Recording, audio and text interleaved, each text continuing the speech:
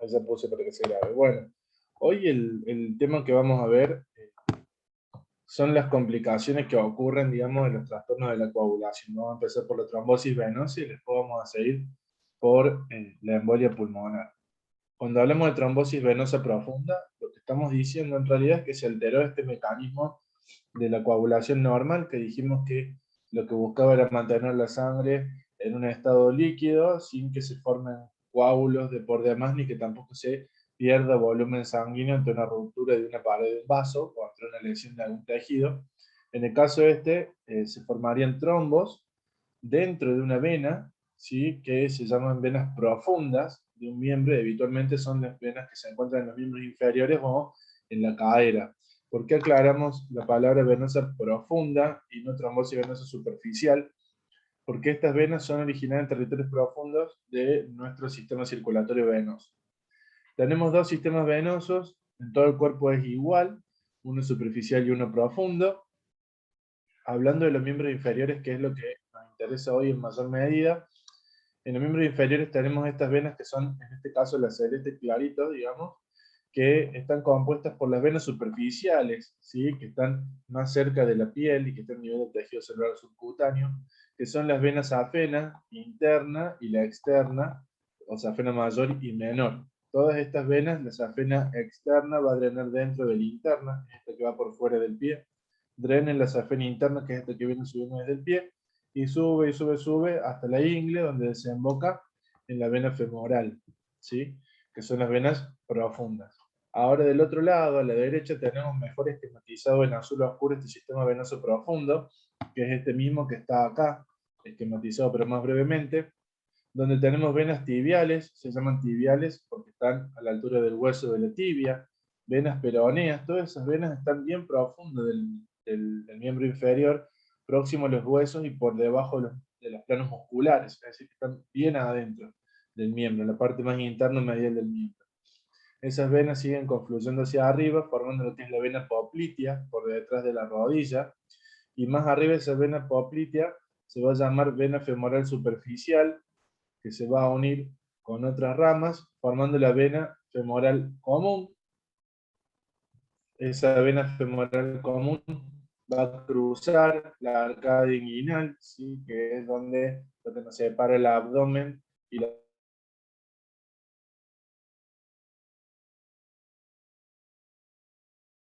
vena cava inferior, y esta va hacia el corazón más arriba. Y acá vemos cómo también está hacia la parte más medial o más interna, vemos cómo está la vena safena externa, vemos cómo todo su recorrido y cómo llega hacia arriba, más cerca de la ingle, a drenar en la vena femoral común y por ende luego drena hacia las venas ilíacas y la vena cava. Entonces lo que nosotros estamos hablando son alteraciones o formación de coágulos dentro de este sistema venoso profundo, que no incluye al venoso superficial, ¿sí? Acá tenemos los dos sistemas superpuestos y vemos de nuevo cómo el sistema venoso profundo con las venas tibiales, popliteas, femorales e ilíacas, y en azul oscuro vemos la safena externa y la safena interna que está drenando en ella. La safena interna sigue ascendiendo y desemboca en una de las venas profundas para terminar el retorno de la sangre hacia el corazón.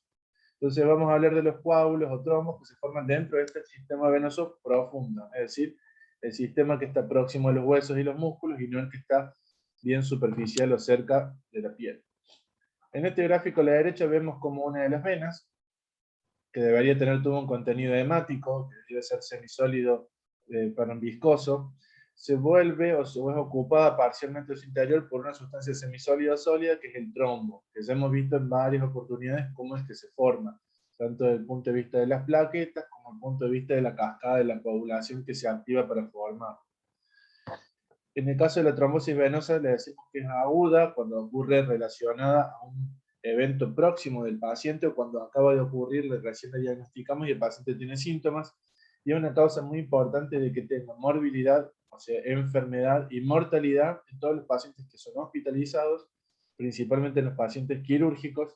Y hay una tríada que se llama de Virchow, que la vamos a ver más adelante, pero está compuesta de la éstasis venosa, la injuria o daño en el endotelio de las venas y un estado de hipercoagulabilidad o aumento de los factores procoagulantes o déficit de los factores fibrinolíticos o anticoagulantes, que algo habíamos hablado cuando vimos la hemostasia normal, la semana pasada.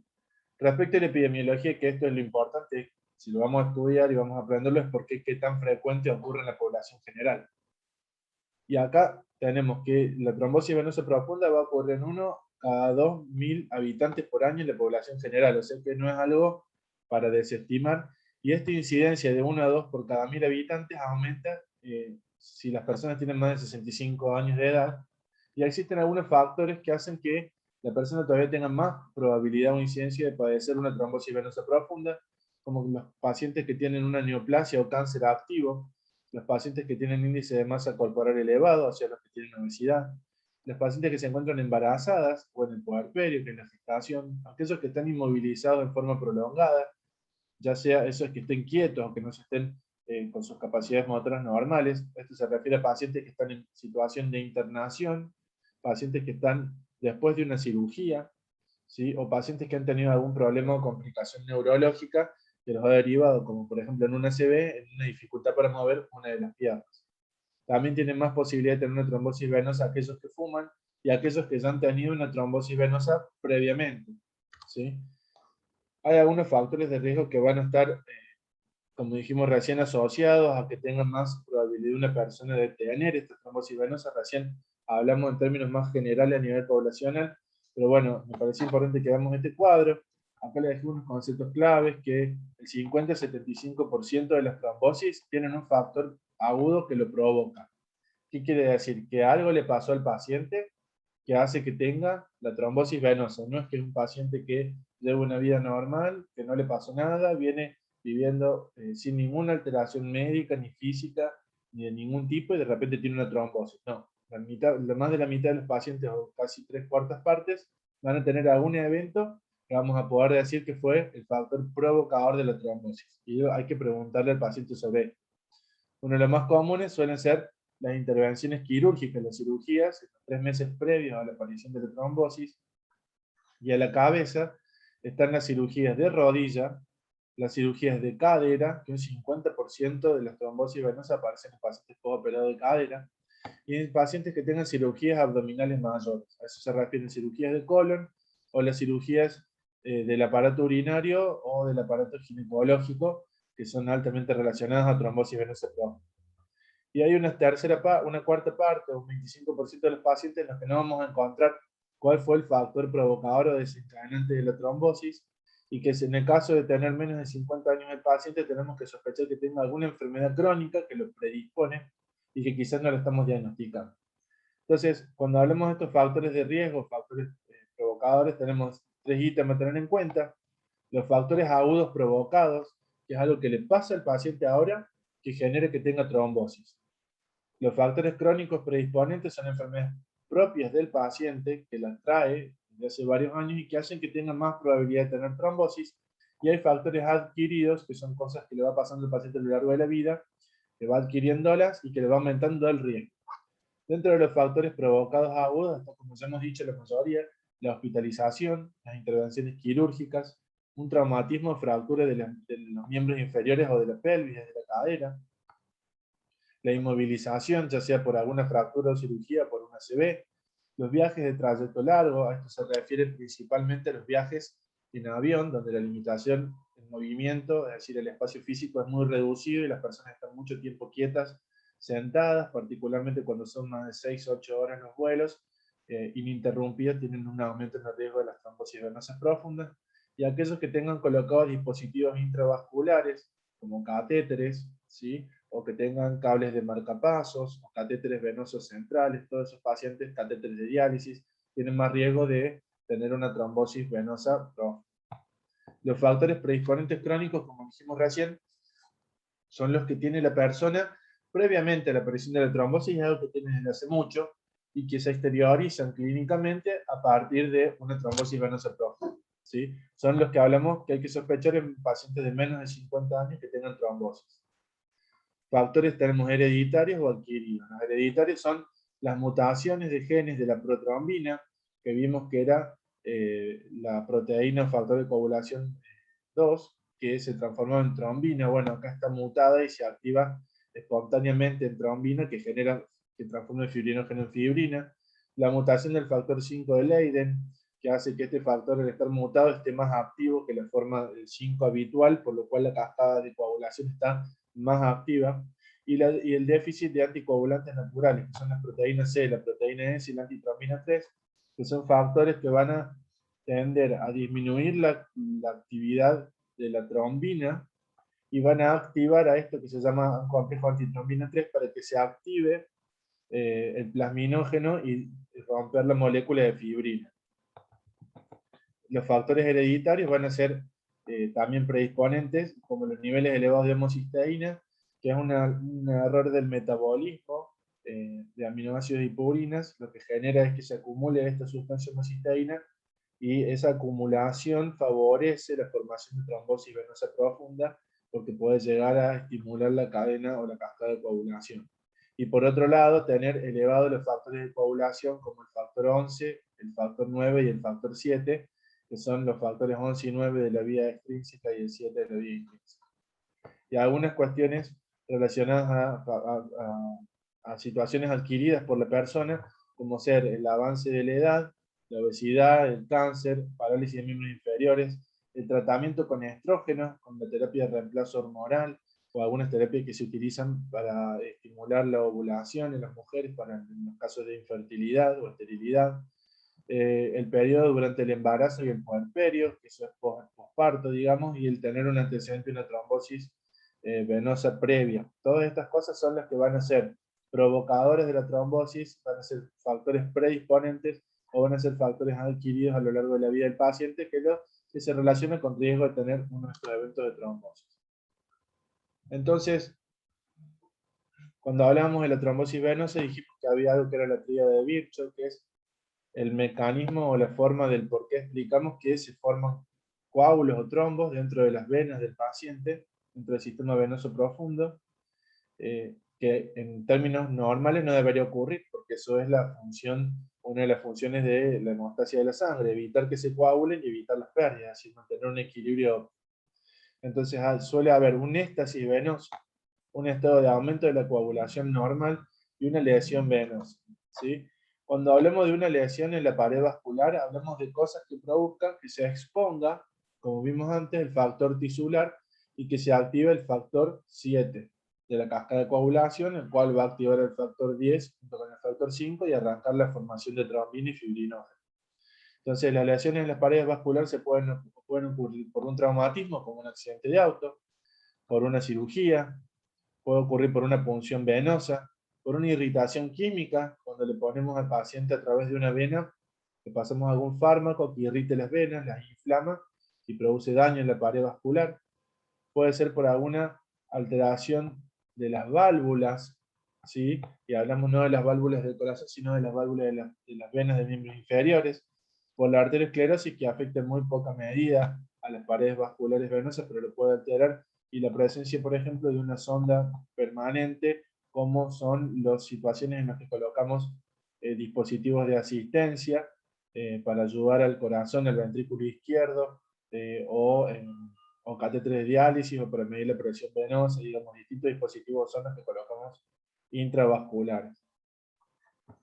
Después está en el otro pilar el éxtasis circulatorio, o es la disminución del flujo o la velocidad de circulación en el territorio venoso.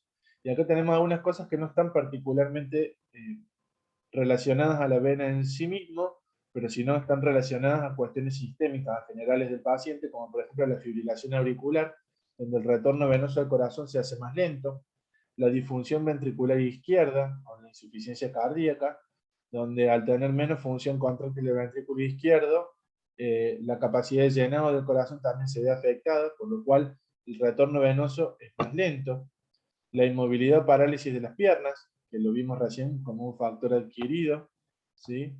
La insuficiencia venosa varices, la presencia de una obstrucción por un tumor, por la obesidad o por el embarazo.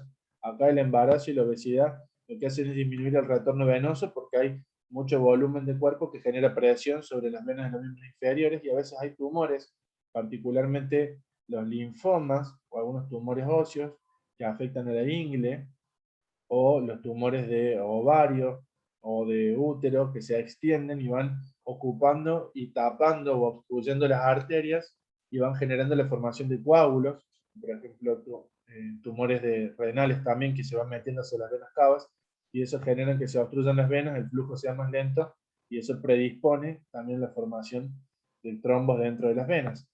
Y por último, el estado hipercoagulable. Cuando hablamos de esto es que la coagulación se ve alterada y se ve favorecida la formación de trombina y de fibrinógeno.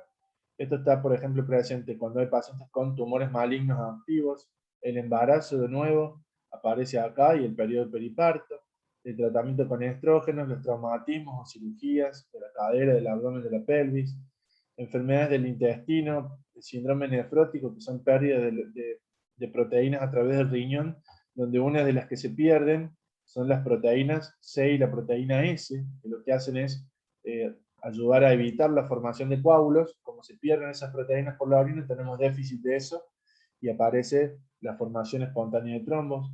El estado de septicemia o infección generalizada, donde se activa la cascada de la coagulación en forma excesiva, y eso es como respuesta a la inflamación tan grande que sufre nuestro cuerpo ante un cuadro de infección generalizada. Y las trombofilias, que son las enfermedades que hablamos recién, como las mutaciones de la protrombina o del factor 5 de Leiden, donde están más activos esos factores de coagulación de lo normal. Entonces, la combinación de estas tres cosas, el daño en la pared, las alteraciones de la coagulación, ya sea por causas externas al sistema de la coagulación o por causas internas o propias del sistema, como son estas tres, o un éxtasis o disminución de la velocidad de circulación de la sangre en territorio venoso, predisponen la aparición de estos trombos en el territorio venoso, principalmente el profundo. No sé si esto quedó claro o quieren que lo veamos de nuevo.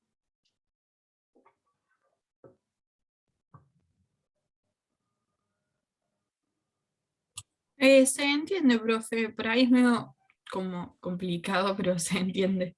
¿Sí?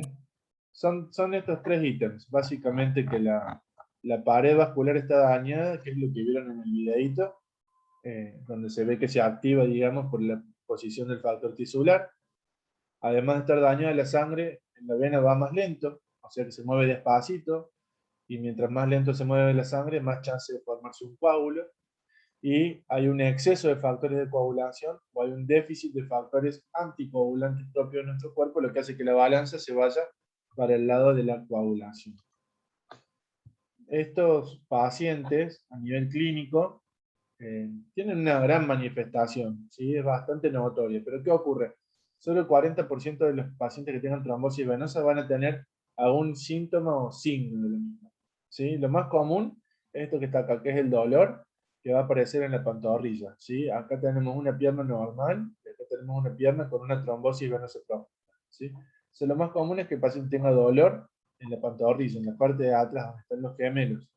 Luego podemos encontrar algunos que van a tener edema, el edema con el signo de la fobia o signo de Godet, ¿sí? Vemos que esta pierna tiene menor diámetro que esta. Podemos encontrar que las venas superficiales están dilatadas, ¿sí?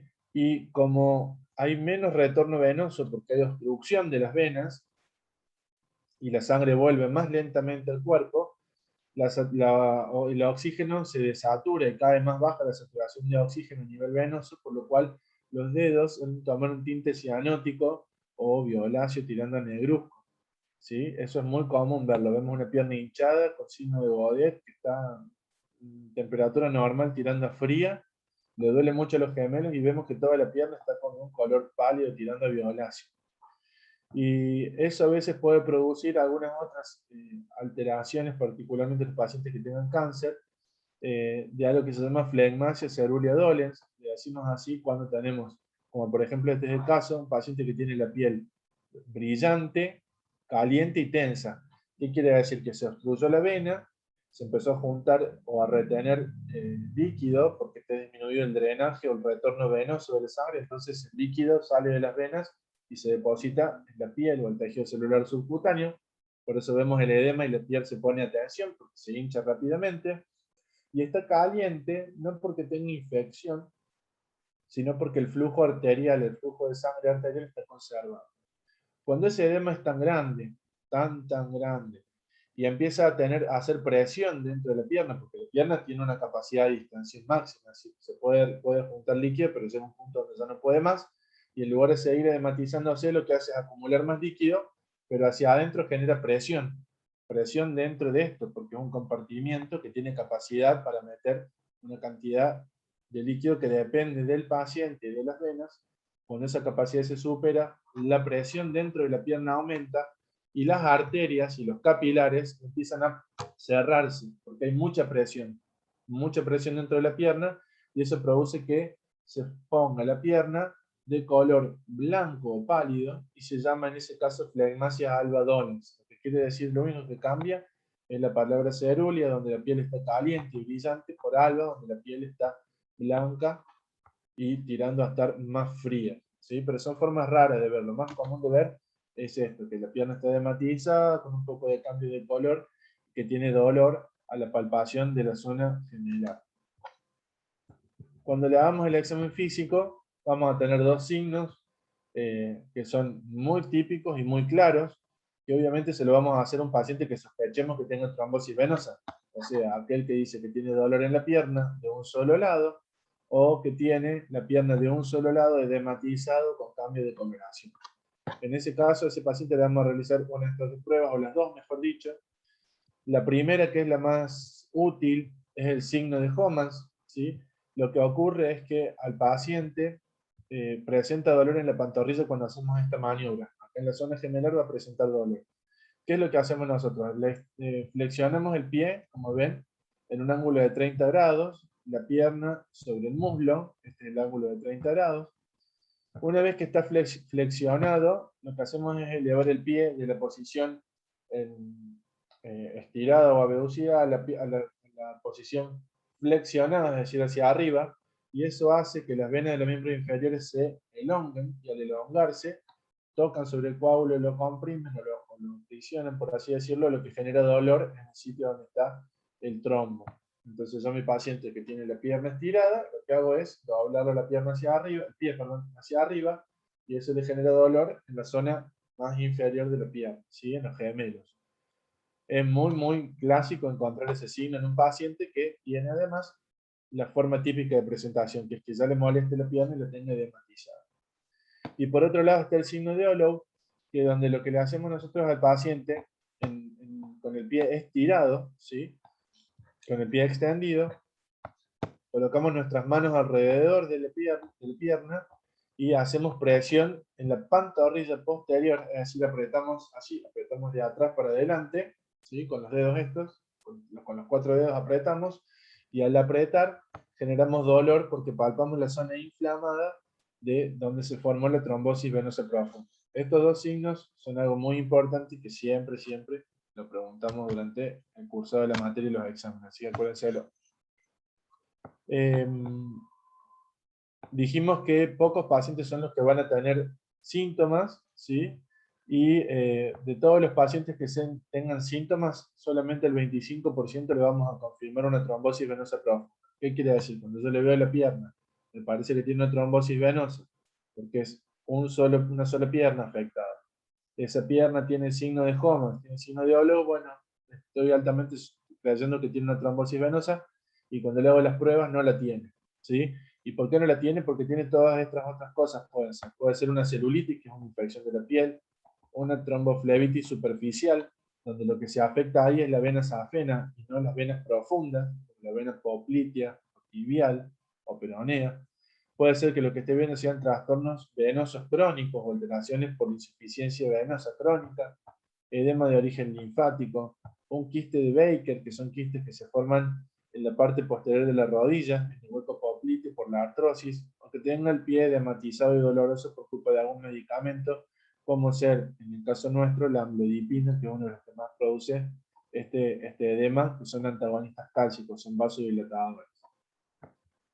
Lo importante es que retrasar el tratamiento de estos pacientes les puede llevar a la muerte, o en el caso de que la trombosis sea muy severa y compromete el flujo arterial, pueden perder las extremidades, así que cuando uno lo sospecha, tiene que empezar a tomar conductas y decisiones y para tener un camino adecuado en la forma del diagnóstico de estos pacientes y mejorar la probabilidad o predicción clínica, tenemos que buscar qué cosas o herramientas nos van a ayudar a ser más certeros con el diagnóstico. Y acá aparece esto que se llama escala de Wells, que es esto que está acá, es una puntuación que vamos a usar en los pacientes.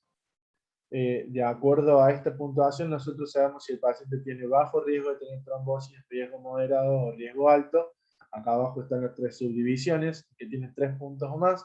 Es un paciente de alto riesgo que tiene 85% de probabilidad de tener una trombosis venosa profunda. ¿Cómo hacemos para sumar los puntos? Y bueno, nos fijamos. En la tabla es una sumatoria de cosas que van asignando un puntaje o quitando en el caso del último ítem. Si tiene cáncer, le voy a asignar un punto. Si ha estado con alguna parálisis o inmovilizado, o sea, por ejemplo una fractura o un SB, le doy un punto más. Si ha estado en la cama más de 3 días por alguna condición médica o internación, o ha tenido una cirugía mayor en el último mes, también le doy un punto más. Si tiene dolor en el trayecto del sistema venoso profundo, que esto es el signo de Homers o el signo de Olo, le doy un punto más. Si tiene edema en todo el miembro inferior de un solo lado, le doy un punto más. Si vemos que la pantorrilla o la zona gemelar de la pierna tiene un aumento de más de 3 centímetros en esta medida comparado con la otra, es decir, a ver si se lo dibujo más fácil, si vemos que una de las piernas, se me va a dificultar, dame un segundo.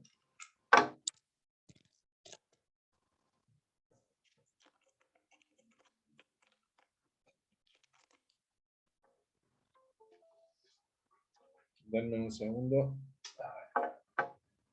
Si vemos que una de las piernas, ¿sí?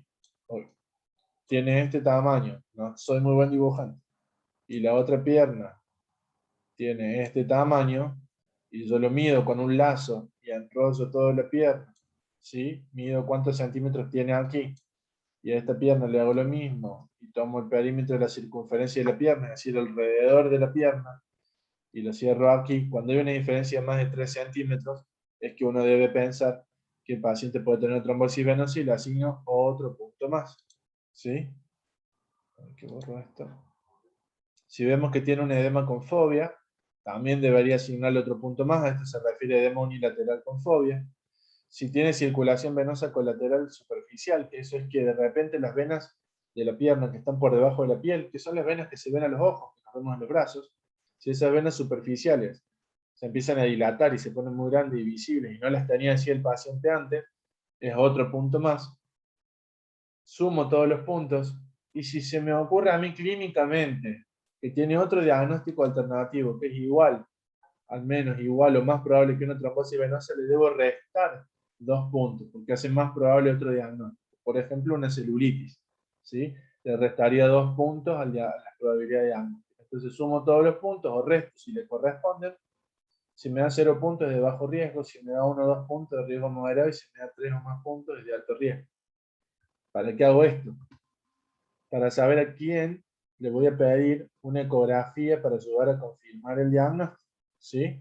El diagnóstico se confirma por ecografía, en principal es el método más simple que tenemos, es el método más accesible y no invasivo.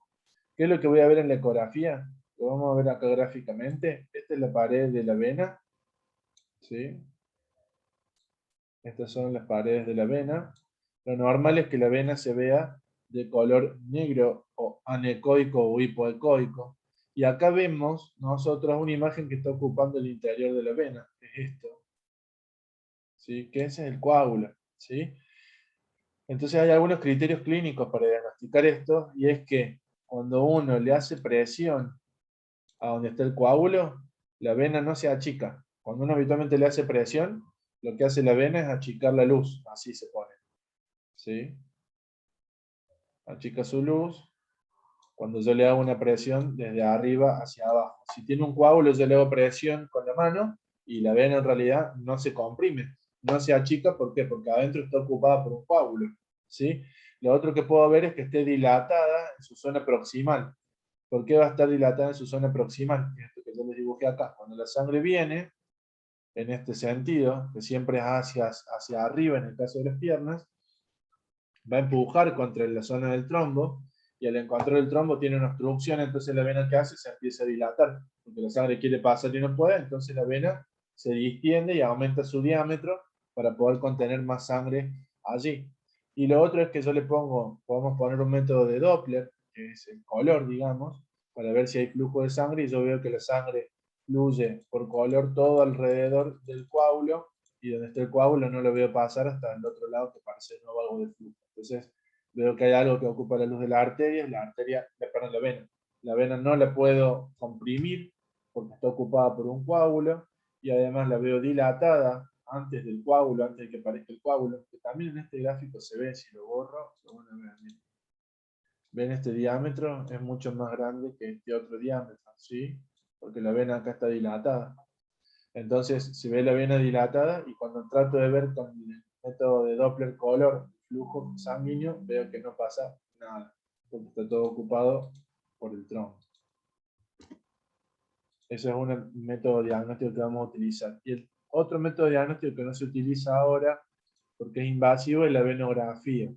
¿Qué consiste? Le tengo que canalizar una de las venas del pie profundas e inyectarle material de contraste y hacer imágenes de ese material de contraste mientras va subiendo por la vena.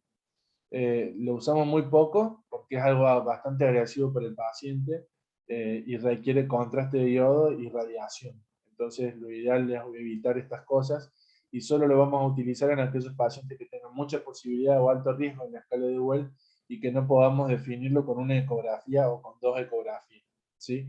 ¿Qué es lo que vemos? Y vemos algo parecido, ¿sí?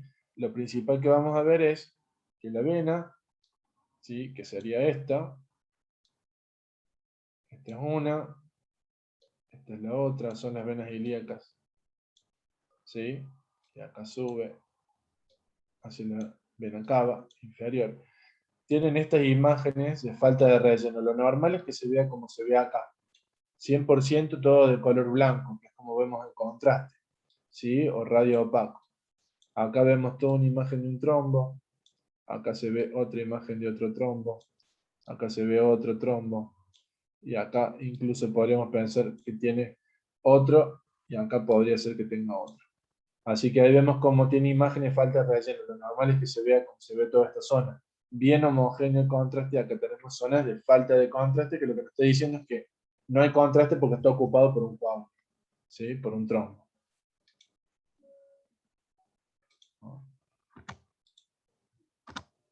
Entonces, cuando tenemos nuestro paciente con sospecha de trombosis venosa profunda, lo vamos a dividir según este score de Wells, que hablamos recién, que es la probabilidad pretest o preclínica. Digamos, antes de hacer cualquier estudio, yo debería pasarlo por esa tabla para tomar decisiones de cómo lo voy a estudiar. Porque si no, cada paciente que me parece que tiene trombosis venosa va a terminar en ecografía o esta venografía. Entonces, ¿qué vamos a hacer? A los de baja probabilidad le vamos a hacer un laboratorio. Baja probabilidad es 0 puntos. Le vamos a hacer un laboratorio. Si tiene un resultado de dímero D, que es un análisis que ya lo vamos a ver más adelante, negativo, yo le descarto la TBP. Pero si tiene 0 puntos el score de Well, pero tiene dímero D positivo, le voy a tener que hacer una ecografía.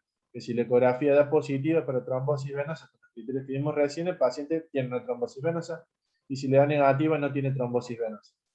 ¿Por qué hacemos esto del dímero D y no a todo el mundo ecografía y salimos de la duda? Hay lugares que no tienen ecografía las 24 horas. Hay centros grandes que quizás ese día no tengan ecografía disponible para un paciente, para hacerla en ese momento, y tengan que venir el otro día de la mañana o a la tarde, dependiendo de la disponibilidad. Si no tienen en la ciudad disponible una ecografía, a veces con el laboratorio podemos tomar decisiones. Entonces, el objetivo del laboratorio es para estos pacientes de probabilidad baja. Yo creo que no lo tiene, y si este laboratorio me es negativo, no me debería complicar, ni complicar al paciente buscando una ecografía cuando no es posible hacer una, y generando un estrés innecesario en el paciente y en el sistema de salud. Pero si el dímero es positivo, yo tengo que hacer una ecografía para corroborarlo. Pero en aquellos pacientes que tienen probabilidad moderada o alta, que son los que tienen 1, 2, que son los de puntos del score de Wells, o 3 o más puntos, que son las probabilidad alta, debo hacerle sí o sí una ecografía. Si es positiva, confirma el diagnóstico. Y si es negativa, tengo que pensar en hacer un dímero D si estoy muy, muy seguro que fue una trombosis venosa profunda. Si el dímero D es negativo, le descarto la trombosis venosa. Es parecido a lo que tenemos acá. Dímero D negativo positivo, digamos. Ayuda a descartar.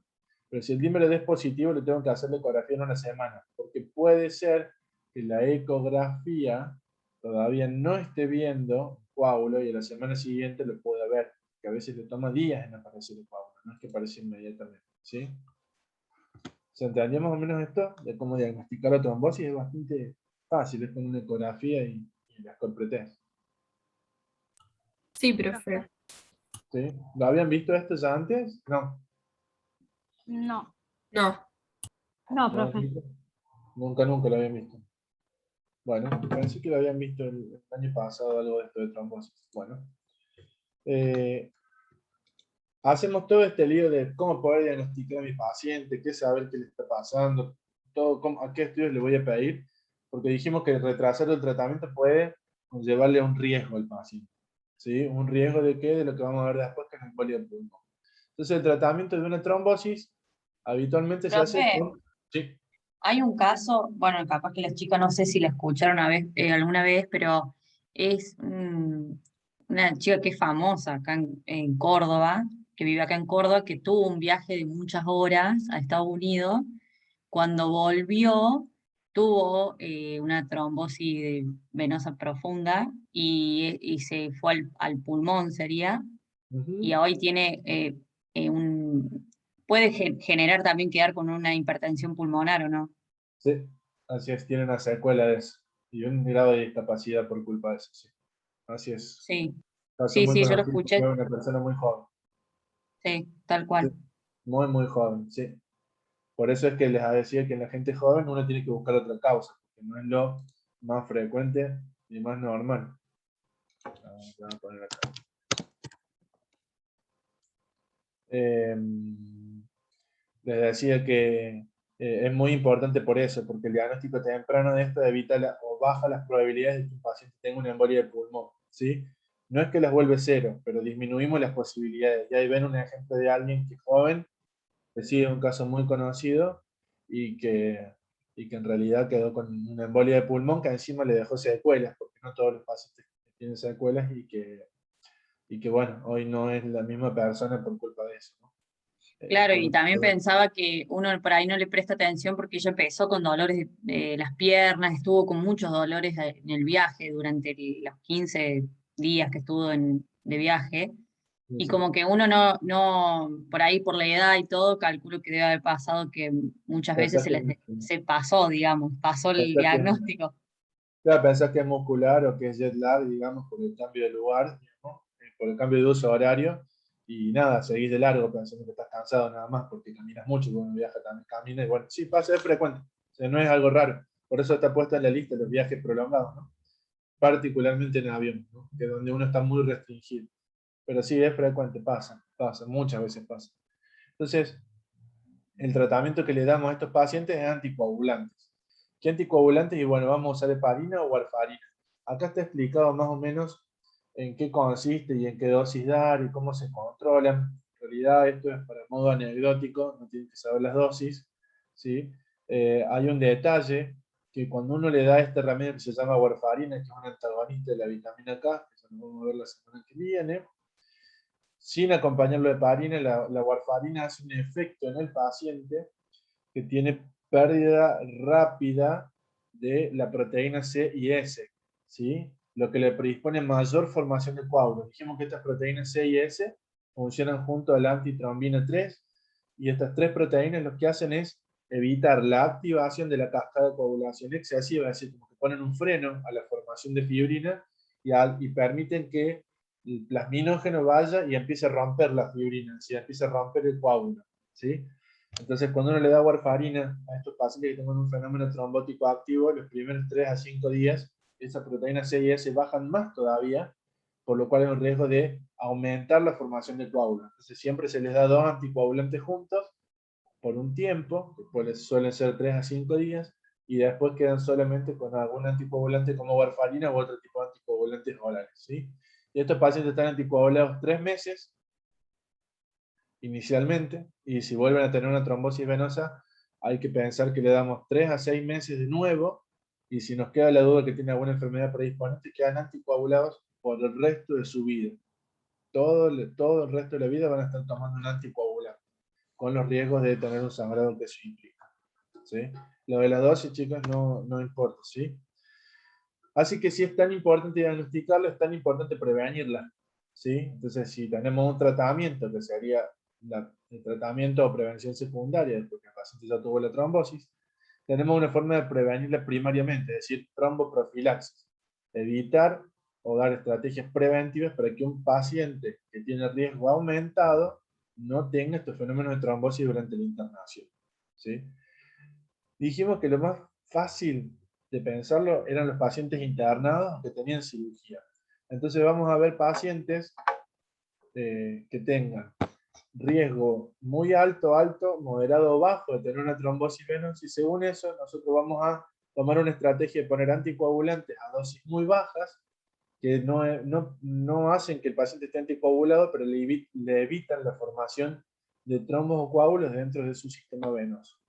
Entonces vemos que la descripción de los pacientes de alto y muy alto riesgo son aquellos pacientes de más de 60 o 40, 60 años con factores de riesgo, ¿sí? O que tengan muchos factores de riesgo para trombosis, que son los que vimos en la tabla, ¿sí? El embarazo, el puerperio, los déficits de coagulación, las mutaciones, la edad avanzada, los viajes, los traumas, la cirugía y demás.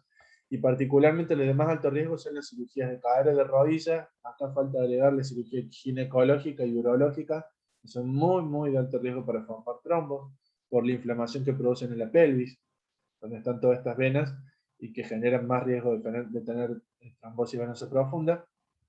Y los de bajo riesgo moderado son aquellos que tienen cirugías menores, que habitualmente suelen irse de alta no más de 24 horas, es decir, que o en el mismo día o al otro día de la mañana, se van de alta, pero que tengan algún factor de riesgo adicional, ¿sí? Como por ejemplo la obesidad, más de 60-65 años. En todos estos casos le damos estrategias preventivas, y el que no es el que tiene menos de 40 años sin ningún factor de riesgo para trombosis, que les repito, esos factores de riesgo son los de esta tabla, ¿sí? Para tener en cuenta. ¿Y por qué hacemos esto? Porque sabemos que las complicaciones son importantes. Si a un paciente le dimos la estrategia de tromboprofilaxis, es decir, evitamos que tenga trombos y sin embargo en la internación hizo un coágulo en la pierna, ¿sí? Cosa que ocurre de vez en cuando. Lo anticoagulamos y a pesar de eso el paciente no tiene resuelto el problema, debemos hacer un método mecánico para que esos trombos no le generen más embolias o coágulos que se vayan al pulmón, ¿sí? Y existe esto que se llama filtro de la vena cava, ¿sí? En la vena cava, que es esta vena, ¿sí? Que vemos que se forma por la unión de las dos ilíacas, la vena cava va a ascender hasta el corazón y desemboca en la aurícula derecha. Colocamos esto, que es un filtro permanente, es decir, se le coloca al paciente y se queda ahí, ¿sí? Se coloca y como ven queda como abierto, como un paraguas, que lo que hace es, queda abierto hacia abajo, digamos, atrapar los coágulos. Cuando un coágulo de la pierna suba, queda atrapado dentro de ese filtro y a merced del sistema de fibrinolisis o para la ruptura del coágulo para que se vaya rompiendo, ¿sí? Este filtro que tienen acá en la foto se llama filtro de Greenfield, suele tener muy buena efectividad, más del 95% de los filtros permanecen útiles a lo largo de los años en el paciente, y hay un 4% nada más de riesgo de que se escape algún coágulo a ese filtro, ¿sí? Algunos problemas son en el hematoma donde se le punza, o que a veces el filtro que tiene estos ganchitos, ¿ven? Son unos ganchitos que hacen que quede como agarrado a la pared de la vena, se suelten y el filtro empieza a moverse, y en lugar de quedarse a esta altura empieza a subir y se mete en la aurícula y vaya hasta el pulmón, quede trabado dentro del corazón, cosas que son bastante graves, como se imaginarán, porque esto no es pequeño tampoco, o que termine, como en este caso de un coágulo, tapando toda la vena cava y generando obstrucción del 100% del sistema venoso de las piernas. Por eso es que existen después, más nuevos, estos que se llaman filtros extraíbles, ¿sí? O transitorios de vena cava inferior, ¿sí? Que se le ponen a los pacientes que tienen indicación transitoria o temporal de estar con prevención para la embolia pulmonar. Si son pacientes que tienen coágulos en las piernas, en los miembros inferiores, trombos en los miembros inferiores, que no pueden recibir el anticoagulante, porque tienen contraindicación para anticoagulante, que ya lo vamos a ver, pero la más fácil de pensar es una hemorragia activa, un paciente que tiene una hemorragia en el cerebro, una hemorragia digestiva, no puede recibir un remedio que inhibe la coagulación porque lo vamos a matar, ¿sí? Entonces no le podríamos dar nada. Bueno, hoy por hoy se le puede poner este filtro, estos filtros se ponen, hay varias marcas, acá les dejé dos ejemplos, el Recovery y el Optis, que son los dos filtros, se vienen cerrados, uno lo ubica en la vena cava, se abre, cuando pasa el tiempo uno puede recapturar el filtro, volver a cerrarlo y sacarlo y darle el anticoagulante al paciente cuando ya tenga solucionado su problema de la coagulación, ¿sí? Y tiene los mismos problemas que los otros filtros, que los permanentes. La única diferencia es que los filtros extraíbles o transitorios se utilizan por periodos cortos cuando el paciente no puede recibir la anticoagulación o cuando ha tenido una trombosis muy extensa o a pesar de estar anticoagulado, uno decide ponerle este filtro porque está haciendo embolias de pulmón a repetición a pesar de estar anticoagulado. Es una de las indicaciones de colocar filtros de vena cava. Cuando el paciente está bien anticoagulado y sigue haciendo embolia de pulmón, debería colocársele un filtro en forma permanente. Esta es la diferencia, ¿sí? O un paciente que no puede recibir anticoagulantes porque está contraindicado anticoagularlo en forma crónica, ¿sí? Por ejemplo, que tenga un trastorno o insuficiencia hepática que nos posibilita anticoagularlo o que tuvo alguna complicación mayor, como por ejemplo una hemorragia cerebral durante el tratamiento anticoagulante. Esto no necesitan saberlo, pero les explico por qué algunos son extraíbles, que duran unos meses, y por qué algunos son permanentes, porque hay cosas que podemos, estos extraíbles son para problemas de salud del paciente que son muy breves, que se pueden solucionar y que por ende le podemos sacar el filtro después, y estos son para pacientes a los que nunca más le podemos sacar el filtro y tenemos que dejárselo puesto de por vida, asumiendo los riesgos de tener eso. Entonces, esto de la trombosis venosa tiene una historia natural. La podemos dividir a la trombosis venosa profunda en distal o proximal. Distal es aquella que está por debajo de la femoral, o sea, que incluye las arterias popliteas y tibiales. Es la más común, la que está por debajo de las rodillas. La mayoría, el 50%, se resuelve a las 72 horas de darle tratamiento y rara vez estas de por debajo de las rodillas causan embolia de pulmón. El 18% de estas se va a ir hacia las venas más proximales durante el curso de su evolución, y en el caso de estas proximales, 50% de las que están por arriba de la rodilla van a tener relacionada una embolia de pulmón, ¿sí? Y un 10% de esas embolias de pulmones van a producirle síntomas al paciente. Dicho de otra forma, la mitad de los pacientes que tienen trombos por encima de la rodilla en miembros inferiores tienen un coágulo en el pulmón. Y solo de todos los que tienen un coágulo en el pulmón, el 10% nada más va a tener algún síntoma de eso. Entonces, todo paciente que tenga trombosis por encima de la rodilla, debo valorarlo para ver si no tienen coágulos o tromboembolismo pulmonar, porque puede ser que lo tenga sin síntomas, ya que solo 1 de cada 10 de esos pacientes tendría síntomas, ¿sí? Y además tiene otra particularidad, que demora un poco más en desaparecer el trombo, demora un poco más de una semana en desaparecer con el tratamiento anticoagulante, y en la mitad de los pacientes a los 3 meses, a los 3 meses sí, de darle el tratamiento, la vena se repermeabiliza, es decir, se vuelve a desobstruir en su totalidad, y en la otra mitad de los pacientes siempre queda con un trastorno que se llama síndrome post-trombótico, post-flevítico crónico. Pero entonces, nuestro paciente que vimos al principio tiene, en este caso, en una de las venas, una trombosis venosa profunda distal por debajo de la rodilla, en la vena poplitea. Inicialmente nuestro paciente tenía la sangre fluyendo normal, pero tuvo una cirugía porque tuvo una caída, se operó de la cadera, tenía 65 años, estuvo internado mucho tiempo y además tenía insuficiencia cardíaca, lo cual era todo lo que le podía pasar para tener un riesgo alto de trombosis venosa, y se formó este coágulo en la pared de la vena del paciente. Apareció una trombosis venosa profunda. Ese coágulo, en algún momento, se rompió un pedazo de ese coágulo, ¿sí? Se salió este pedacito, y lo que hizo fue viajar a través del sistema venoso. Entonces tuvo un evento de embolia. Embolia quiere decir que parte de este trombo o coágulo se rompió y salió disparado a través del sistema venoso en el sentido de la circulación de la sangre, es decir, hacia el corazón. Entonces este coagulito que vimos que estaba en la pierna empieza a viajar, viaja, sube por la vena cava, llega hasta la aurícula derecha, cruza la aurícula derecha, cruza la válvula tricúspide, se va al ventrículo derecho, el ventrículo derecho sigue viajando, acá lo vemos en coágulo cómo viaja, cruza la válvula pulmonar, va por la arteria pulmonar, la principal va por la rama izquierda, viaja hacia el pulmón hasta que encuentra una arteria que se afina el calibre y ¡tac!, la tapa. ¿Y qué es lo que produjo? Un coágulo que estaba en las venas de las piernas pasa a las arterias pulmonares. Las arterias pulmonares irrigan el pulmón. Al obstruir esta arteria, el pulmón deja de tener flujo, que es parecido a lo que ocurre en el corazón con las arterias coronarias.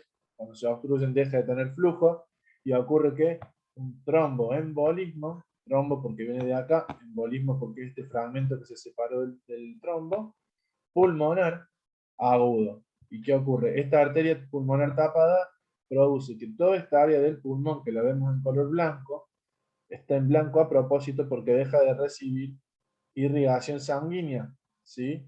Y esto produce un infarto de pulmón. Toda esta área de pulmón al no recibir sangre se puede tener como complicación el infarto y deja de funcionar porque deja de circular sangre a través de toda esta área de pulmón y deja de oxigenarse.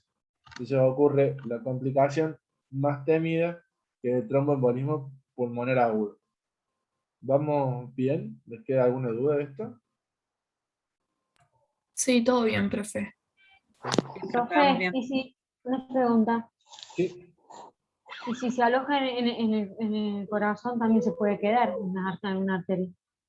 Es más raro porque el trombo tendría que ser muy grande, ¿no? Para que no pase a través de la válvula Sí. o de este pedacito que sería el tracto de salida, se llama el ventrículo derecho. Si ocurre Pero puede eso, suceder. sí, si ocurre eso, el paciente tiene muerte súbita, porque se tapa, se Claro, obstruye el corazón y deja de circular la sangre, ¿no? claro, por eso le Entonces, preguntaba. sí, es extremadamente infrecuente, pero digamos, puede llegar a ocurrir. El tema es que esos casos los diagnosticamos post-mortem, porque no le da tiempo de nada al paciente, absolutamente de nada. Calculen que el volumen minuto del corazón derecho es 5 litros, como lo es el del izquierdo. Si el corazón Sí, derecho se tapa de golpe por uno de esos coágulos, o principalmente esta zona donde el coágulo pasa a la arteria pulmonar, hacia la arteria pulmonar, sí. se tapa 100%, se cortó la sangre que llega al corazón izquierdo, el corazón izquierdo se quedó sin sangre, paro cardíaco, y el paciente no responde nada, ¿no? Porque es una obstrucción mecánica, se tapó. Bien. Entonces, pero Bueno, sí, puede llegar a pasar, pero no es lo común. Lo más común es que a veces pase que son muchos lugares en el pulmón que se tapan, o se obstruyen, o a veces ocurre que se forma el émbolo y se van acumulando pedacitos de coágulos que van llegando a la arteria pulmonar acá y obstruyen toda esta zona de la arteria pulmonar que se llama tromboencilla de Mostar. Todas estas las dos ramas de la arteria pulmonar, y eso da más o menos un efecto parecido a lo que estaríamos hablando. Pero sí es más raro que ocurra en el corazón, pero bueno, podría ocurrir. Entonces, dijimos que el embolio de pulmón es la obstrucción, ya sea parcial o total, del flujo sanguíneo del pulmón por un émbolo, que viene de un trombo, por eso se llama así, de la pierna, que en la mayoría de los casos va a venir el sistema venoso profundo, de los miembros inferiores, 95%, principalmente como hemos visto recién, de las venas proximales, así por arriba de la rodilla, y menos frecuentemente de las venas pélvicas, que son las que están intraabdominales, o de las venas por debajo de la rodilla. Puede haber otros orígenes de estos coágulos, como la vena cava, el corazón derecho, ¿sí? Puede venir del corazón derecho, puede venir de una válvula cardíaca, por ejemplo, de la válvula tricúspide si tuvo algo que se llama endocarditis, puede venir del ventrículo derecho si ha tenido un infarto, puede venir de los miembros superiores, de los brazos, o del cuello, si el paciente tuvo un catéter y el trombo se alojó en el catéter que tuvo en el brazo o en el cuello, ¿sí? Y en algunos casos, estos émbolos no son solamente derivados de coágulos, sino que a veces se pueden producir por tumores. El tumor renal, como les dije, a veces invade la vena cava y entra la misma masa del tumor, se mete dentro de la vena cava y se va rompiendo y se va liberando pedazos de tumor dentro de la vena cava que van a parar al pulmón. Puede ocurrir de aire, cuando se nos abre un catéter, ¿sí? Un catéter central, si ingresa mucho aire, el aire es algo que entra al corazón y que si es poquito se diluye en la sangre, pero cuando son más de 5 mililitros de aire no tiene capacidad la sangre de diluirlo rápidamente y se comporta como si fuera una pelotita de una sustancia sólida, entonces llega al pulmón y le tapa las arterias hasta que se va yendo, ¿sí? Puede ser de líquido amniótico, ¿sí? En las mujeres en el periodo postparto se puede producir pasaje de líquido amniótico hacia las venas del útero, y ese líquido se comporta como una sustancia de un cuerpo extraño dentro de las venas y va a parar el pulmón y produce el mismo fenómeno de embolia de pulmón.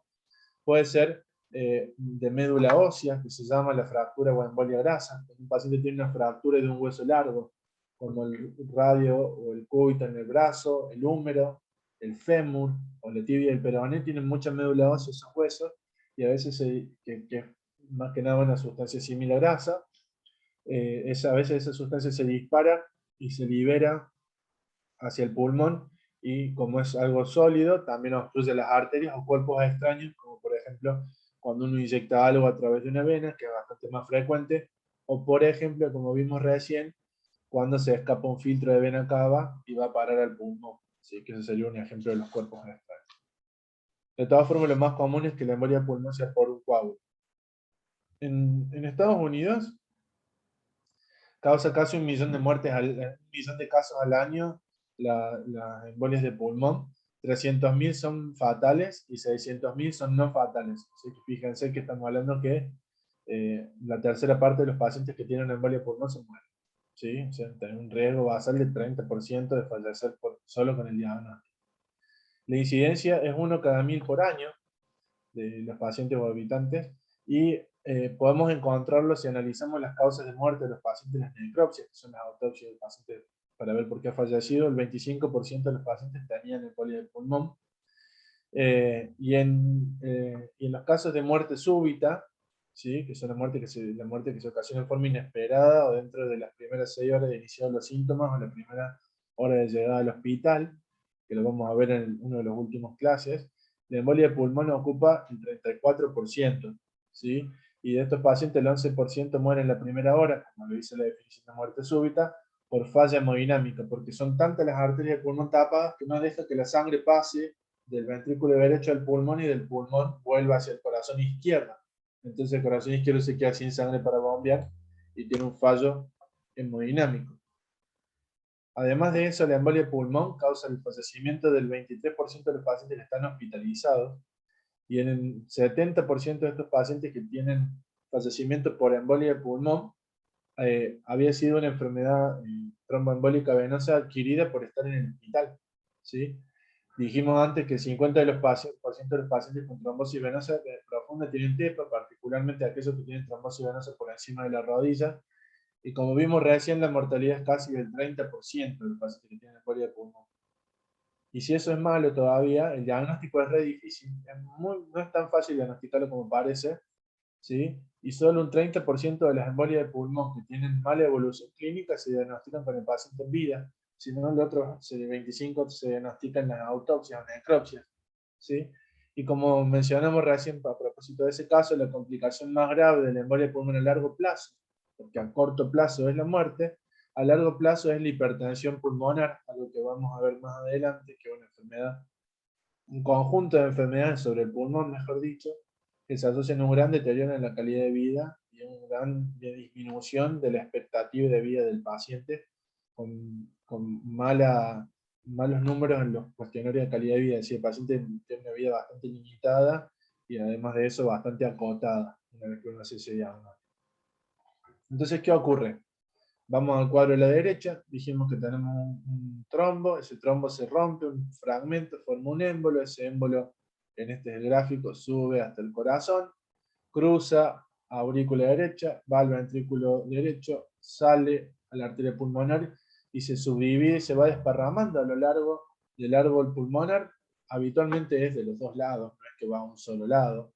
Entonces tenemos fenómenos como en este caso del paciente que tiene en varias ramas principales, tanto izquierdas como derechas, ¿sí? Y lo que produce es este ejemplo, esto que vemos acá, donde vemos, este sería una arteria pulmonar que se divide en dos, y este sería el alvéolo pulmonar, el espacio donde el pulmón intercambia el oxígeno por el dióxido de carbono con la sangre, los capilares que lo circulan por fuera.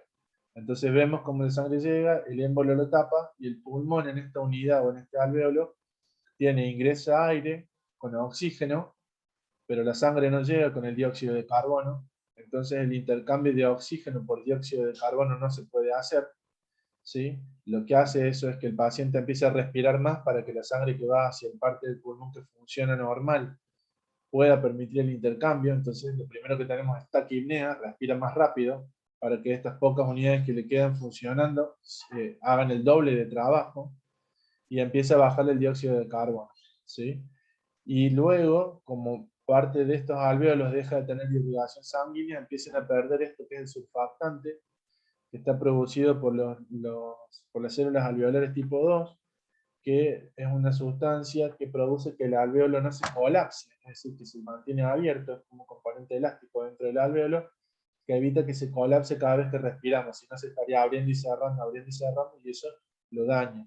Al perder ese surfactante, que es una sustancia gelatinosa que hay en el pulmón, los alvéolos se colapsan y ya no se vuelven a abrir. Entonces perdemos unidades del pulmón, tanto desde el punto de vista de la irrigación como desde el punto de vista de la oxigenación. Es bastante grave. Bueno, esto ya los hablamos más o menos, que es de dónde vienen las fuentes del tromboembolismo. Quería que quede de nuevo claro, porque antes lo habíamos visto en la TBP, acá lo volví a poner hablando de la embolia de pulmón. Este cuadro que está acá explica cuáles son las 3 formas de presentación del paciente que tiene una embolia de pulmón. Este es el émbolo, y explica cómo es que llegamos a tener el oxígeno bajo, a tener taquipnea, es decir, respirar más rápido, con dióxido de carbono bajo en la sangre, ¿sí? Y llegar al fenómeno de cor pulmonar o hipertensión pulmonar. Veámoslo al lado de la derecha, que es lo que ocurre más agudo. El émbolo pulmonar va a producir obstrucción de una arteria. Al producir obstrucción de una arteria se van a liberar aminas biógenas, que son nada más que lo mismo que vimos antes en la cascada de coagulación, las citoquinas o hormonas proinflamatorias. Esas hormonas proinflamatorias, prostaglandina, tromboxano, parecido a lo que vimos antes, no cambian mucho, producen 2 cosas. Producen broncoespasmo, lo que produce atelectasias, que se colapse el pulmón, esas unidades de alvéolos funcionales, lo que va a llevar a la pérdida de áreas ventiladas, lo que lleva a que tengamos el oxígeno más bajo. Va a generar que haya vasoconstricción, que las arterias y arteriolas del pulmón se contraigan, lo cual hace que aumente la presión dentro del alvéolo y se genere edema dentro del alvéolo, porque la sangre tiene tanta presión que se empieza a pasar de los capilares pulmonares hacia adentro del alvéolo, porque hay mucha presión, mucha dificultad para que circule. Y además la permeabilidad del alvéolo, es decir, la capacidad de que se extravase o que traspase el líquido de la sangre del alvéolo, está aumentada. Todo esto va a producir que tengamos oxígeno bajo y que compensatoriamente a esa falta de oxígeno nosotros respiremos más rápido, es decir, a más de 20 por minuto, generando que baje el dióxido de carbono en sangre. Y los mecanismos por el cual el émbolo altera el lecho vascular es que se obstruye, digamos, la arteria pulmonar, lo que genera disminución en la irrigación al pulmón, lo que, como vimos recién, genera pérdida de surfactante y que se colapsen o se achiquen los alvéolos, lo que genera finalmente pérdida de alvéolos funcionantes, ¿sí? Menos capacidad de oxigenar la sangre y nos genera hipoxemia. Y al producir alteraciones en el lecho vascular, al obstruir el lecho vascular, hace que la resistencia del pulmón aumente. ¿Por qué? Porque el corazón derecho va a seguir volviendo 5 litros por minuto de sangre, que es el promedio, ¿sí? Si tenemos tapadas todas las arterias del pulmón izquierdo, los 5 litros de sangre tienen que pasar por el pulmón derecho. El pulmón derecho no está preparado para recibir 5 litros de sangre.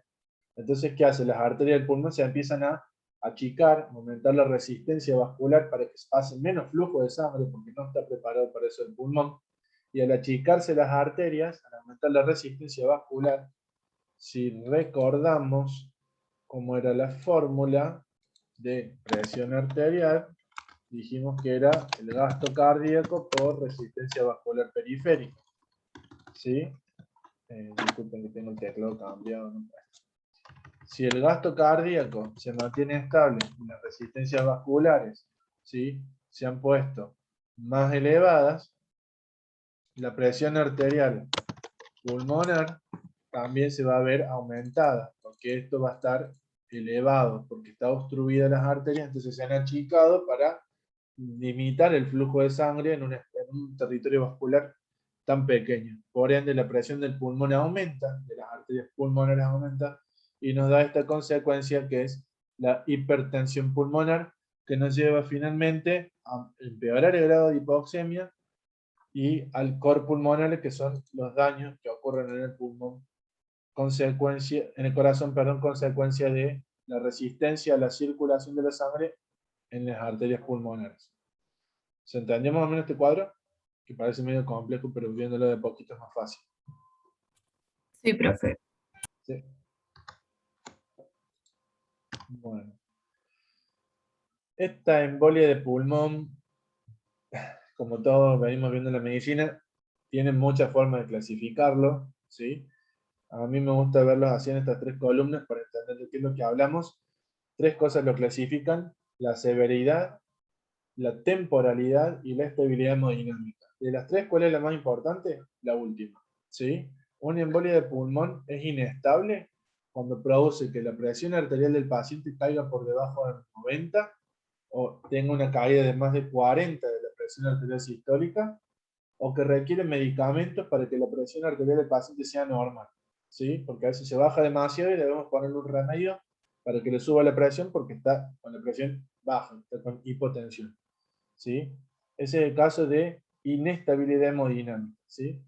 Estable, ¿sí? Como dice acá abajo, es el paciente que no tiene alteraciones en la presión arterial. Y ese paciente tiene embolia de pulmón estable, ¿sí? Todos estos criterios para definirlos para ver qué hacemos con el paciente, ¿sí? A nivel temporal, decimos que el paciente tiene una embolia de pulmón aguda cuando desarrolla los síntomas y signos inmediatamente después de la obstrucción de los vasos, o sea, vasos pulmonares. La embolia es subaguda cuando los síntomas aparecen semanas o días después de que tuvo la embolia de pulmón. Si tuvo la embolia y pasaron unos días y empiezan a aparecer los primeros síntomas del paciente de embolia de pulmón, como la taquipnea o la disnea. Y por último está el crónico, que es aquel paciente que en realidad ya pasó mucho tiempo, pasaron meses, no tuvo síntomas y empieza a aparecer ahora falta de aire. Lo que nosotros vemos en realidad es la hipertensión pulmonar, que empezó a afectar su corazón derecho y sus vasos pulmonares y le está dando síntomas eso, pero ya es una consecuencia de la embolia de pulmón, ¿sí? Y de acuerdo a la severidad, lo podemos clasificar en 4. La primera es el TEP masivo, o la embolia de pulmón masiva, que es la que o nos llevó al paciente al paro cardiorrespiratorio y la muerte, o nos llevó al paciente al shock, que sería esto, el inestable, ¿sí? Ese TEP masivo o inestable agudo, estas 3 cosas, requiere una conducta de urgencia, es una emergencia el tratamiento de ese paciente, si no se va a morir. El TEPA submasivo son todos los otros TEPAs que no causaron la muerte, que no le llevaron el shock al paciente. O sea, que son todas las embolias de pulmón agudas, estables, ¿sí? Ese es el TEPA submasivo, ¿sí? Además, el TEPA puede producir infarto pulmonar. El infarto pulmonar es eso que vimos en la necrosis, es como el infarto del corazón y la necrosis del pulmón. El infarto pulmonar no va a definir si el TEPA es masivo o no. El infarto pulmonar va a decir que fue tan importante la obstrucción de esa rama arterial, ¿sí?, que le generó falta 100% de la irrigación y el pedacito de pulmón murió. Y podemos tener la embolia de pulmón recurrente, que es el paciente que tuvo una embolia de pulmón previa y tiene una nueva. Ese paciente que recurrió, le decimos embolia pulmonar recurrente, va a quedar anticoagulado de por vida y probablemente tenga esto que se llama hipertensión pulmonar y cor pulmonar, ¿sí? Los síntomas son un montón, pero hay que acordarse que la mayoría de los pacientes no tienen síntomas, ¿sí? Solo un tercio tiene síntomas. Lo más común en la embolia pulmonar aguda es que tengan disnea, que tengan dolor de tórax o muerte súbita. ¿Se acuerdan que cuando hablamos de los dolores de pecho potencialmente graves, dijimos que estaba, además del infarto, estaban otros como la embolia de pulmón, la disección aórtica, por darles otros ejemplos, ¿se acuerdan?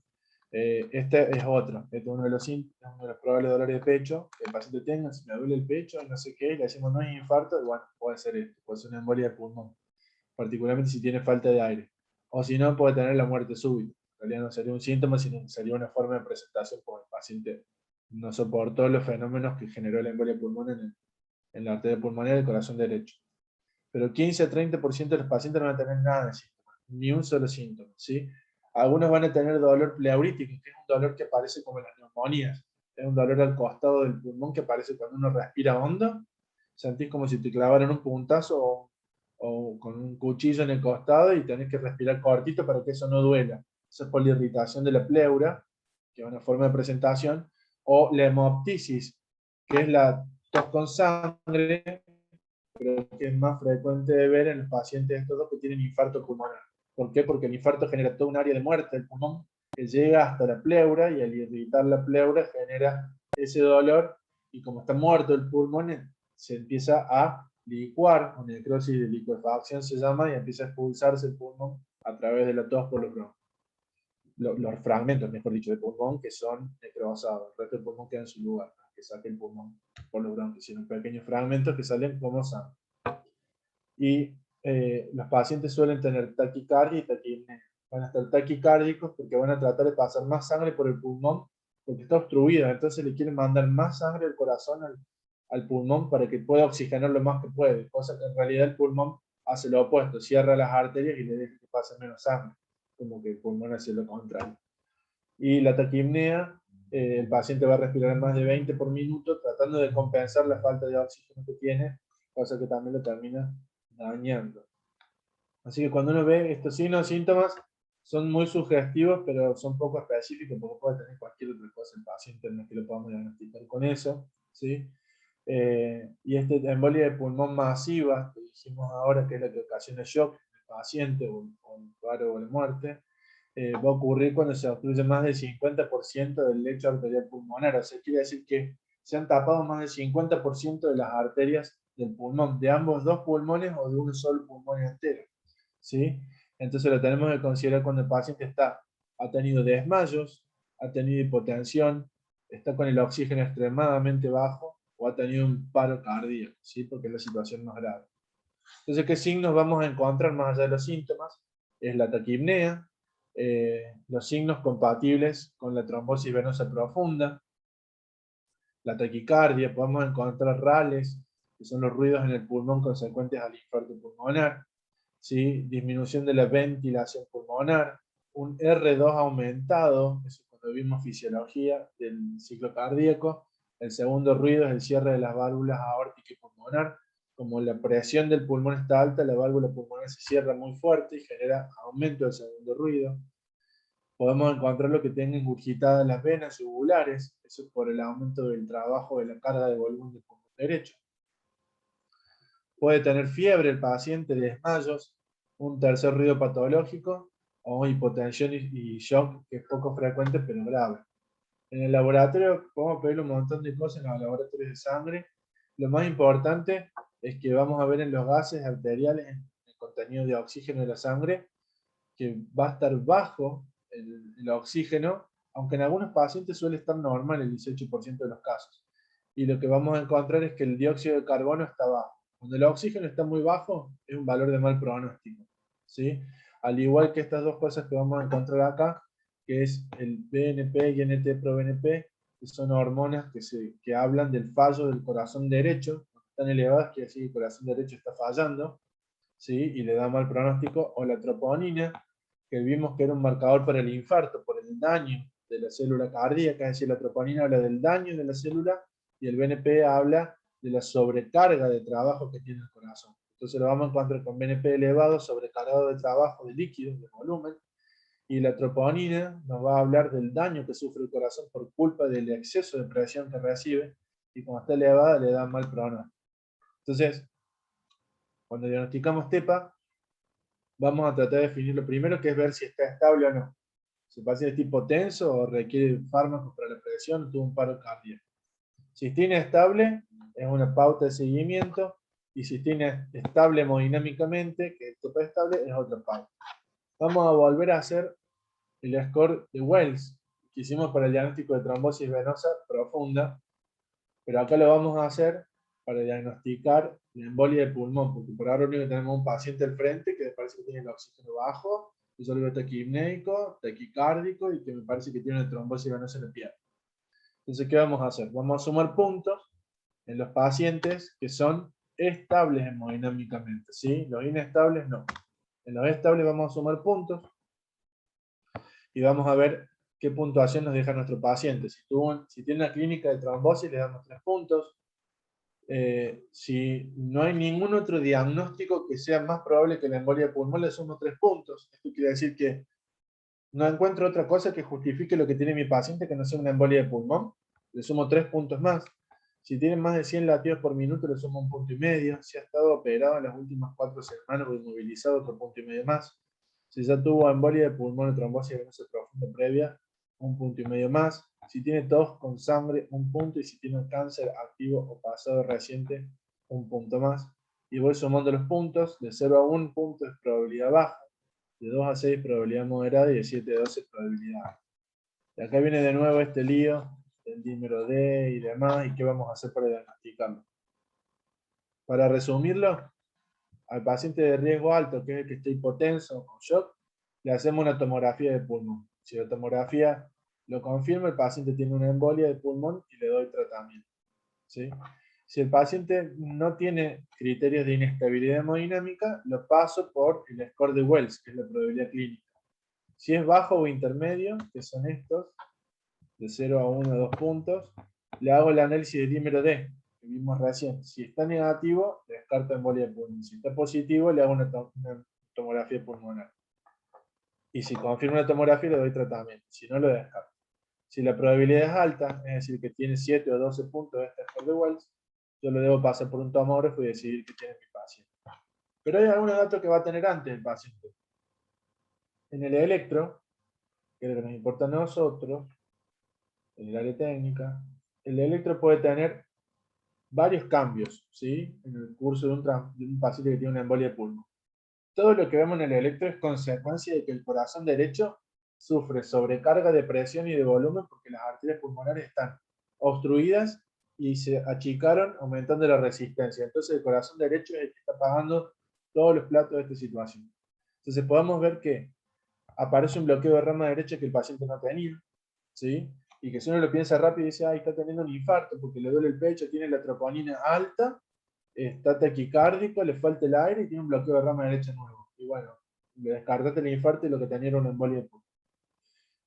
Pueden aparecer con arritmias supraventriculares como la fibrilación auricular, tener el eje desviado a la derecha, ¿sí? Es decir, el D1 negativo, como vemos en esta, ¿sí?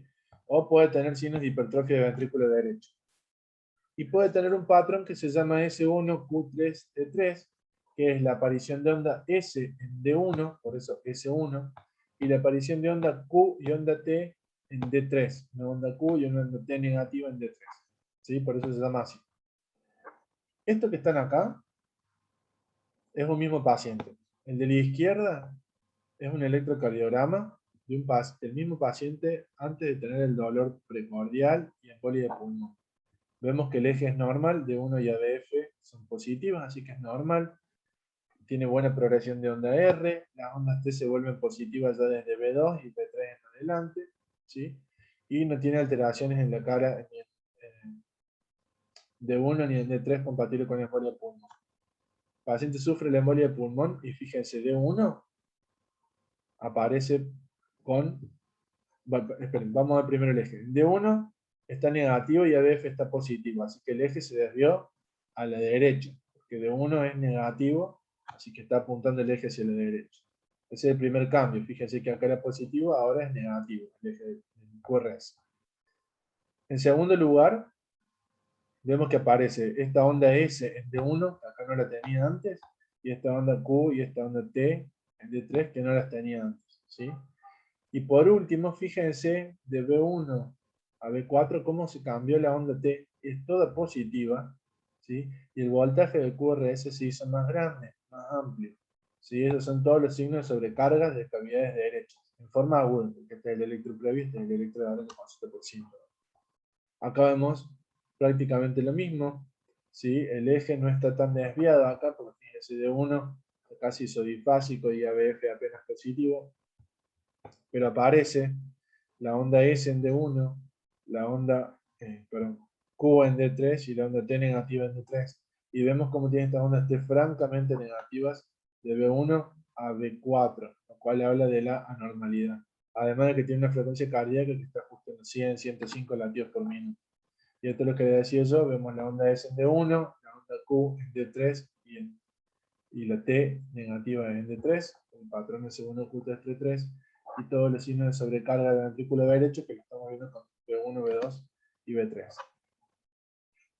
En la placa de tórax hay algunos signos que son de muy baja utilidad en realidad.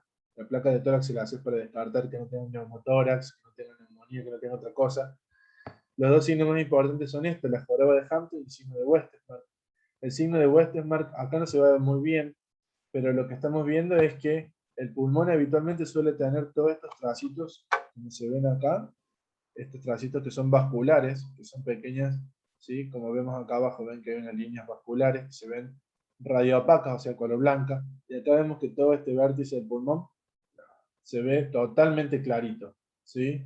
No tiene un trazo vascular, pero todos los trazos vasculares que acá los pueden ver también, que son esas lineecitas con un poco de imaginación. Lo perdió. Y el otro es la joroba de Hampton, que es una, ven que tiene, acá debería verse de color negro radiolúcido, y se ve como un triangulito con la base hacia afuera. A ver si puedo dibujar. Este sería el triángulo, ¿sí? Que nos está avisando que tuvo un infarto de pulmón porque probablemente la arteria tapada está acá, y todo este es el área que quedó afectada por la embolia de pulmón, ¿sí? Le podemos hacer una ecografía del corazón y ver algunas cosas. Podemos ver que pasa un coágulo, ¿sí? Podemos ver que el ventrículo derecho se dilata, la presión de las arterias pulmonares y el movimiento normal del septum. Básicamente, el corazón, lo que estamos viendo acá, esto es el corazón izquierdo, donde acá tenemos acá arriba el ventrículo, y fíjense cómo este es el corazón derecho, que está mucho más grande y dilatado respecto al del otro lado, ¿sí? Esta es la aurícula derecha, y este es el ventrículo derecho. Fíjense que este tamaño del ventrículo es mucho más grande que este, y que la aurícula es mucho más grande del lado derecho que del izquierdo, ¿sí? ¿Por qué? Porque el corazón derecho es el que está sufriendo, por eso se dilata y pierde fuerza. Por último, quería hablarles de esto que es el dímero D, que lo nombramos varias veces hoy, para entender de qué se trata. Hablamos de la cascada de coagulación, ¿sí? Una de las vías era a través del factor 12 y la otra vía a través del factor tisular y el factor 7 activado, la vía extrínseca e intrínseca, que llevaban a activar el factor 10 y el factor 5 para convertir la protrombina en trombina, y la trombina convertía el fibrinógeno en fibrina, que conjunto las plaquetas en los glóbulos rojos, y la agregación de los dímeros de fibrina formando el enrejado dan el trombo, ¿sí? Ese es el mecanismo por el cual se generaba el trombo. Pero ¿qué ocurre? Cuando se forma un trombo, hay una sustancia que se llama plasminógeno, ¿sí? Que por culpa de esto que se llama TPA, que se llama activador del plasminógeno, es activada, y el plasminógeno, por culpa de este activador del plasminógeno, se convierte en plasmina. Y esa plasmina, que hace, al trombo lo rompe y lo desestructura, ¿sí? Liberando de esas mallas de fibrina, rompiéndola y largando productos de degradación de la fibrina. Como rompe esas proteínas que tenemos en la sangre, formada del fibrinógeno, la rompe en pedacitos y aparecen productos de degradación. Uno de esos productos de degradación es el dímero D, ¿sí? Entonces, si yo veo que tengo mucho dímero D en la sangre, quiere decir que en algún lugar de nuestro cuerpo hay un trombo que está siendo rompido, que está siendo escindido y que está siendo degradado, ¿sí? Entonces, cuando medimos este dímero D que está muy alto, es porque ese trombo se está degradando por culpa de todos estos factores de la fibrinolisis o ruptura de la fibrina, y eso es lo que medimos. Pero No finalmente, entiendo, profe, una pregunta, no entiendo bien lo de el dímero D. O sea, digamos, se forma el trombo, la plasmina va a ir a como romper el trombo, y esas fibrinas que quedan, no entiendo en qué sería el dímero D acá. ¿Parte de esa fibrina o que se claro, mide en un análisis de sangre sale? claro, vamos a medirlo. Esta Ah, fibrina, ok. no, podemos medir hasta el fibrinógeno, se puede medir en sangre. Yo puedo medir esto. El fibrinógeno se puede medir, la protrombina se puede medir, el plasminógeno también, se puede medir todo esto, ¿no? Lo que pasa es que hay cosas que medimos porque tienen utilidad y otras que no medimos porque son muy caras y no son útiles, digamos, ¿no? Claro. Entonces, esto, digamos, el trombo no lo podemos medir, lo podemos ver a un trombo. Ese es un dato a favor. El trombo no hay forma de medirlo, lo podemos ver. Pero ¿cómo hago yo para pensar si hay un trombo en mi paciente? Y bueno, si hay un trombo, esta cascada se activó. El plasminógeno se activó por culpa de esto, el plasminógeno tisular se activó y lo que hace es romper a esa fibrina. Esta fibrina se rompe, ¿sí? Que está dentro del trombo, que está acá adentro, se va a romper. ¿Y qué va a liberar esto? Productos de degradación de fibrinógeno, que son varios en realidad, pero bueno, unos son los más que podemos medir, que use el texto para ponerlo, son el PDF, y son un acúmulo de productos, no es uno solo, ¿sí? PDF, ¿qué quiere decir? No es un archivo de la computadora, es esto, es producto de degradación de la fibrina, ¿sí? Es esto mismo, ¿sí? Está bueno como ayuda a memoria igual. Sí, sí, se puede medir, sí, sí, es fácil, y se van a formar el dímero D, ¿sí? Esos van a salir del trombo lisado, que se dice, o que está roto, ¿sí? Ese trombo que se rompe por culpa de la plasmina nos va a generar estas dos cosas, dímero D y estos productos de degradación. Estos productos también se pueden medir, ¿sí? Los puedo medir por separado para saber, porque hay otras enfermedades de la coagulación donde el dímero D no sube mucho, pero el producto de degradación en fibrinos no sí. Entonces, este dímero es más fácil de medir, más rápido y menos costoso, y es altamente útil o sensible para medir en pacientes que han tenido embolia de pulmón. Entonces, si yo digo, mi paciente tiene todos los síntomas de embolia de pulmón, tiene un score de Wells alto, bajo o intermedio, antes de hacerle una tomografía de tórax que supone radiación y yodo, que tiene sus efectos adversos, yo le puedo medir esto. Si el dímero D está bajito, quiere decir que no hay trombos rompiéndose en el cuerpo del paciente, que no hay trombos degradándose, no habría trombos, ¿me explico? Entonces, ¿por qué debería pensar primero en una embolia de pulmón? Si no tendría ningún fenómeno en la coagulación que me esté diciendo que se están degradando, rompiendo algún trombo en el cuerpo del paciente. ¿Se entiende más o menos ahora? Sí, sí, ahora se entiende bien, profe. A ver, profe, Gracias. entonces lo que es el dímero D es una proteína que se presenta cuando se rompe el trombo, Claro, algo así. es un resto o una degradación que queda de la fibrina. Cuando la fibrina se rompe o se degrada, genera eso. Sería el resto o el residuo que deja después de romperse el trombo. Ah, buenísimo. ¿Quedó más claro? Sí. Sí, sí. La fibrina se junta. La fibrina junto con glóbulos rojos, plaqueta, forma el trombo. Después, ese trombo no puede estar de por vida ahí. La sangre, por homeostasis, trata de romperlo. Entonces, normalmente se va a ir rompiendo de a poquito, no en forma rápida, y ese trombo que se rompe va liberando estos productos de degradación del fibrinógeno. Que uno de ellos es el dímero D, son un montón, pero uno de ellos es el dímero D, que es el que nosotros utilizamos, ¿sí? Es el que más se ve alterado. ¿Quedó más claro? Sí. Sí, por mi parte sí, profe. ¿Sí? Buenísimo. Por eso es que lo usamos para medirlo, digamos. Pero no sé. Finalmente, lo que hacemos con el paciente, como vimos recién, así como para la trombosis de las piernas, usábamos la ecografía como gol estándar, que es un método simple, económico, no invasivo, no incluye contraste, no irradia al paciente. Hay que acordarse que hay gente que puede estar mujeres embarazadas y irradiar una embarazada tiene sus riesgos. Poner contraste de yodo en un paciente con daño renal puede terminar llevándolo a la diálisis. Entonces hay que ser precavido con todo lo que le pedimos al paciente. Entonces, en el caso de la embolia de pulmón, el test de oro, digamos, por así decirlo, es la angiotomografía pulmonar. Donde, por ejemplo, acá les busqué uno que es bastante fácil de ver. Esto sería la arteria pulmonar izquierda, la rama, bueno, se me escapa un poquito el puntero, la rama izquierda de la arteria pulmonar. Lo normal es que se vea blanco, ¿sí? O radio opaco, como estamos viendo ahí, ¿sí? O radio denso, sería mejor tipo de tomografía. Y acá vemos que se ve más gris o hipodenso, ¿sí? ¿Por qué se ve así? Porque todo esto que está acá, que se ve gris más oscuro, es el coágulo que está pegado en la arteria pulmonar izquierda. Y fíjense que acá abajo aparece de nuevo más blanco el contraste, es decir, porque ha pasado un poquito a través del coágulo, por algún costado se ha pasado algo. ¿Se entiende más o menos cómo se ve en la tomografía? Sí, profe. Sí. Bueno, bien. El tratamiento en realidad de esto va a ser, es un poco más complejo, porque la situación es más grave. Digamos, dijimos que esto se mueren 30% de los pacientes, así que el tratamiento es mucho más complejo. Obviamente que si hay un problema de trombosis, la elección de tratamiento es un anticoagulante, donde vamos a utilizar heparines de bajo peso, vamos a ver la semana que viene.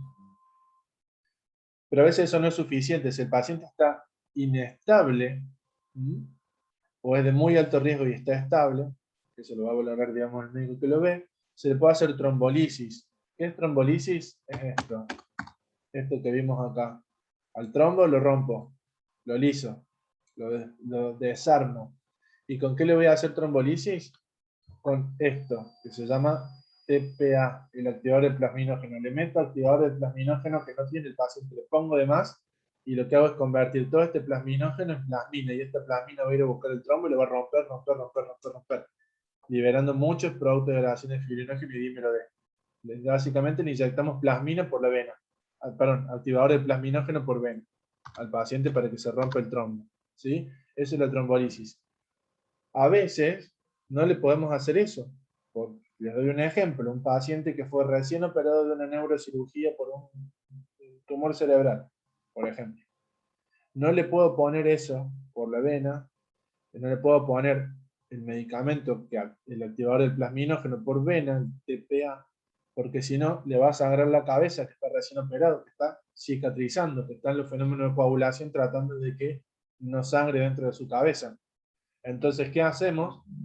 Cuando tiene contraindicación para estos medicamentos del paciente, o cuando se los hicimos y no mejoró, por medio de la pierna, metemos un catéter que llega hasta el pulmón, agarra y trae y nos extrae el trombo, ¿sí? Y lo saca hacia afuera del cuerpo. Ahí hay riesgos de que se rompa, de que se mande otro pedazo por otro lado, digamos, una situación de rescate, una situación de emergencia máxima, ¿sí?